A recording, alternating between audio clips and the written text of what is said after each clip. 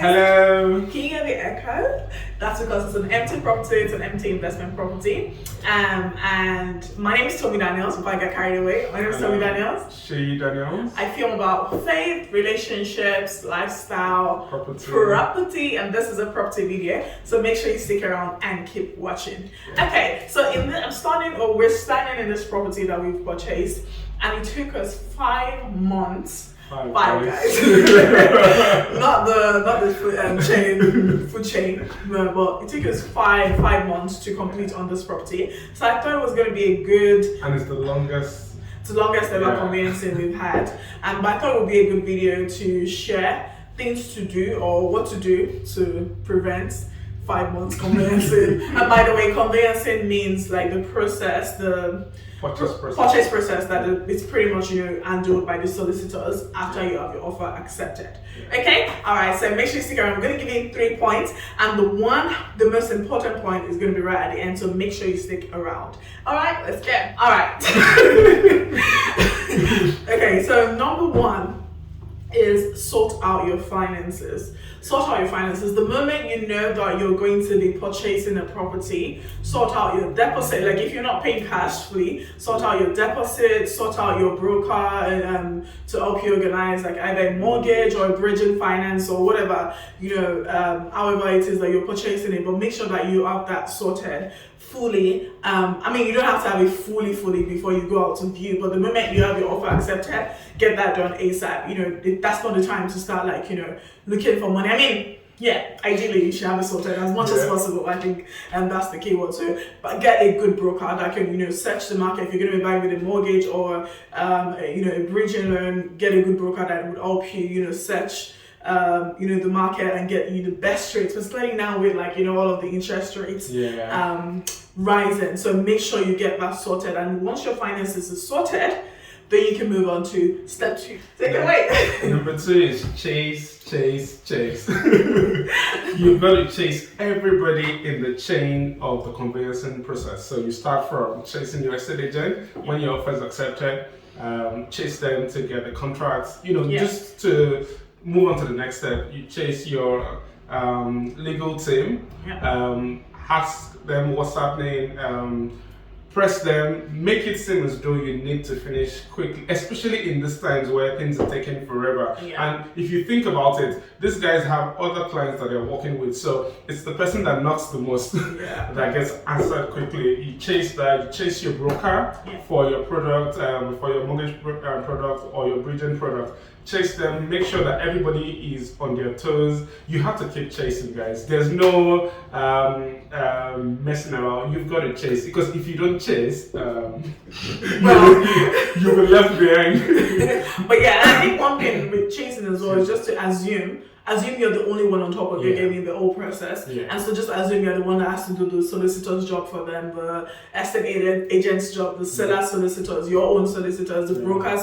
So just assume, and everyone, don't get, I know sometimes it can get embarrassing when you've asked the question. For instance, you've asked the question for an update yesterday and they've told you X, Y, Z, and then today you've come with another update. You can seem like I told you yesterday, but obviously it depends on what the previous response was. But the most, as Shay said, the person that is knocking the most, they may just want to get you out of the door. They're just they're tired of your file, they're tired of your calls.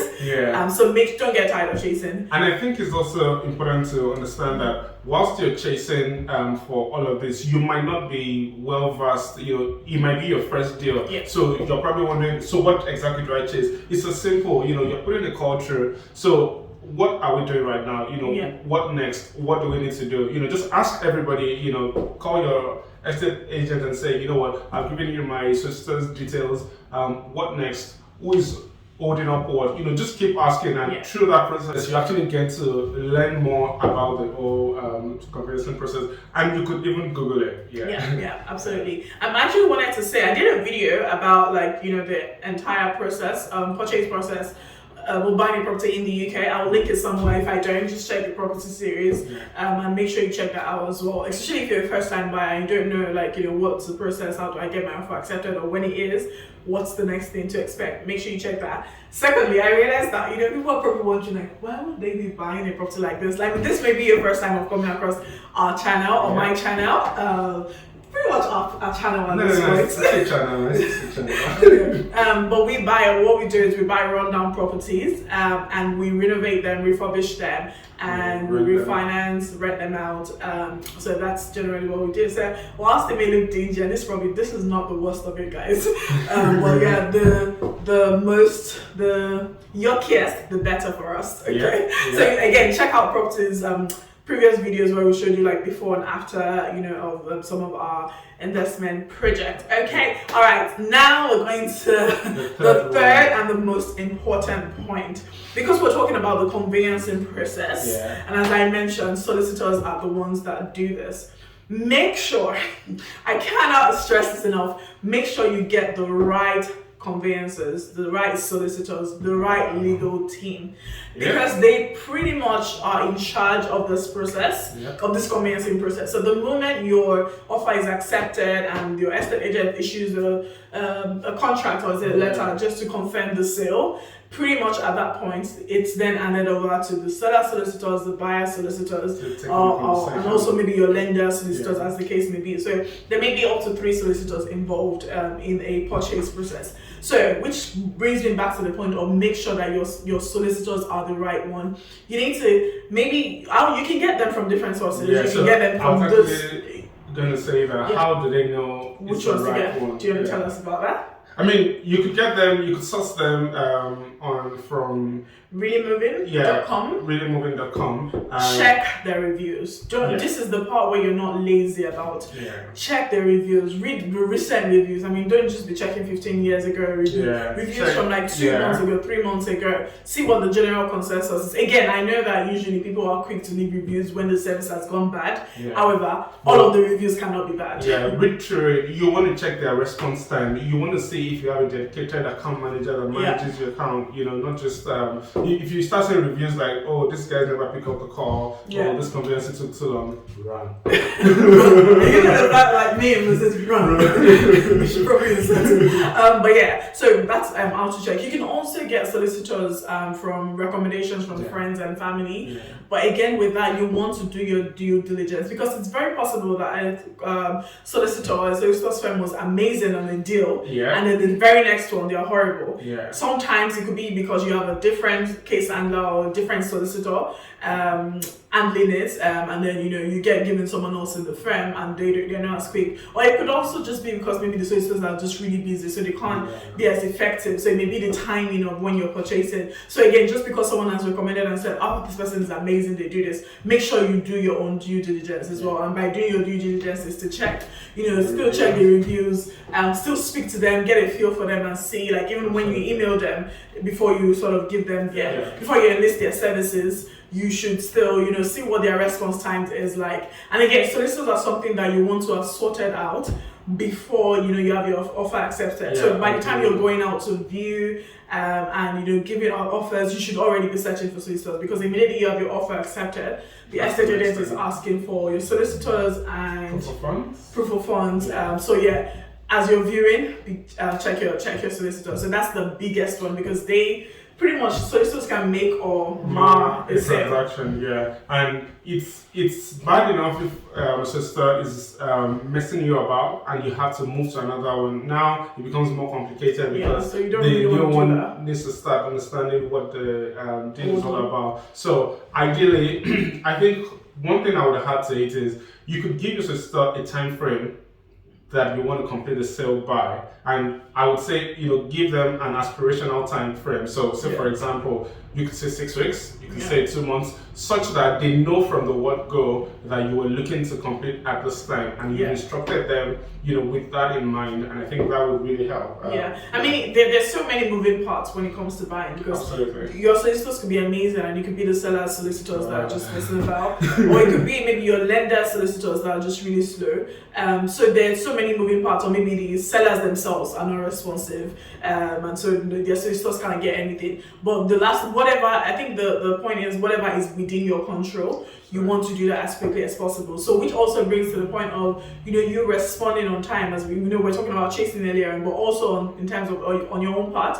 So when you get your contract sent, when you get your loan agreements sent, you need to do that very, very quickly and respond to them immediately. Don't leave anything, till the dying minute, and then, because sometimes a lot of those documents as well, you have to post it. And I think actually with our residential, we just bought a new residential property for ourselves as well. And I remember that, there was issues with the post, and that was actually one of the issues we had. Postal strikes. Postal strikes, and then they pretty much threatened me and saying that if they don't have it, but because it was very close to completion, if they don't have it, because I will need to bring it to the office, which was like 2 hours away, and I was like, fine, I'll do it. But again, if you send if things are done well in advance, you send everything that you need, you should be able to avoid issues, any sort of strikes. It's just give enough leeway for that. Yeah. Okay. And I'm sure you're wondering why does it matter that you finish the conveyancing process quickly, especially if it's a buy-to-let. One thing I can tell you is the longer your conveyancing takes, the more you're losing money. Because imagine if you bought a property and you're able to complete it in a month or two, you do the refurb quickly, and then you can start, making money on refinance. So bear in mind that, the whole essence of having a conveyancing quick is so that your money begins to work quicker, and then it's not just sitting. Because chances are that the money is sitting in your account, is not doing anything for you, and of course you can't go out spending that money at that time. So it's just there. It's a mark for a purchase. So you want to reduce the wait time in your account as much as possible, so that you can start making that money work for you as quickly as possible. And the other danger, actually, did you want to say something else? Yeah, I was going to say, remember that your sisters are employed by you, so you're paying their bills. So never forget to ask if they are dropping the ball. Yeah, I'm sorry, I just realized that we're probably out of frame. Yes, why it's also extremely important for you to make sure that the sale goes through as quickly as possible is that you could lose the sale. Yeah, you could lose the sale on many fronts. One, it could be that they just think, oh, this person is so slow, and they threaten to put the house back on the market. This property, we actually, about maybe 2 months ago, or maybe 6 weeks ago, they were already threatening, to put it back on the market, and this was through no fault of our own. It was pretty much just the solicitors not being as quick as they should have, even though we've used them quite a few times before now. So you don't want that to happen. Secondly, you could also have increase in prices, and then a seller sees that and they're thinking, oh, I think I sold too cheap, I'm going to increase the price. Because understand that until, I think except in Scotland, but in England, until contracts are exchanged, anyone can pull out. So if the seller, if you've been going through the process for 4 months and the seller decides that, I want to increase my price by 50,000. I mean, there's nothing tying them to it. It may seem mean and horrible, but it can happen until you exchange contracts. So what you're trying to get to as quickly as possible is that exchange of contract point. So you don't want to lose the sale. You don't want other prices, to increase, and then the seller decides, or maybe because it's taking so long, they're having other offers. So it's not even like the seller has gone out to look for a new offer, but they just had other offers coming, and they're thinking, why not? If not, so have we forgotten anything? You know what? If there's anything that you think we have not mentioned or forgotten, please leave that in the comment section below. Oh yes, I remember. Also, this video is very important because when especially if you're a newbie property investor, or you're even experienced, one of the things that could set you apart when you are trying to get a property is you could tell them that, oh, I'm able to complete quickly. Yeah. And for every seller, that's their dream. For every estate agent, they're happy with someone who can turn things around quickly. So if you master this art, then you can get more. Especially when you're buying in the same area, and then the estate agent begins to know, oh, this one it moves quickly. So even when you're offering lower, they think actually I'm more assured that this person will go through with the sale, and they may stick with you than go with an higher offer that they're not sure will complete as quickly, or would actually progress to completion. Okay, if we have missed anything, or if you think that there's any important point or tips that you can give to prevent an extremely long conveyancing process, please leave that in the comment section as Shay showed Yeah. in the comment section below on YouTube. Yeah. As much as possible. And then also check out all the property series video, just general videos on my channel. There's definitely a lot of content that you can enjoy. So yeah, please make sure you check that out. I agree. Thank you. All right, thank you so much for watching. I'm Toby Daniels. And I'm Shay Daniel. Please leave a comment, like, subscribe, and share this video with your friends and family. Goodbye, and make sure you come back to see what this property looks like when we turn it around.